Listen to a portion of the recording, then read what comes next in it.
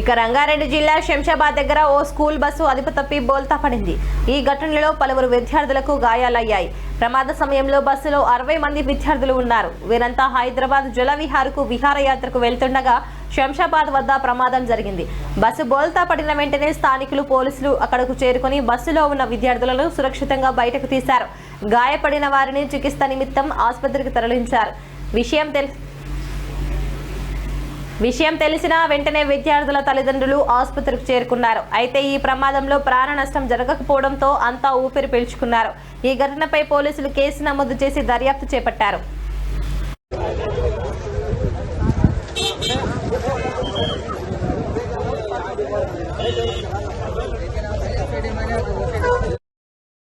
ఏం తగ్గింది నాకు తెలియదు. నేను ముందర కూర్చోడానికి నాకు అర్థం కాలేదు.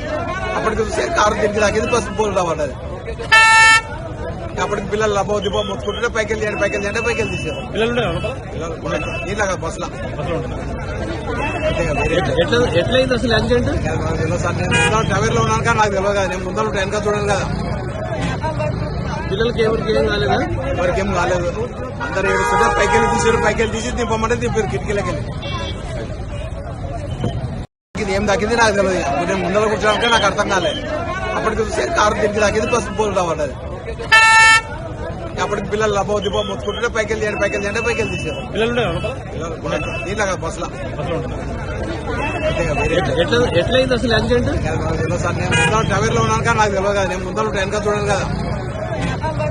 పిల్లలకి ఎవరికి ఏం కాలేదా? ఎవరికి ఏం కాలేదు. అందరు ఏడుస్తుంటే పైకి తీసి దింపమంటే దింపారు కిటికీలకి వెళ్ళి. ఏం తగ్గింది నాకు తెలియదు. నేను ముందర కూర్చో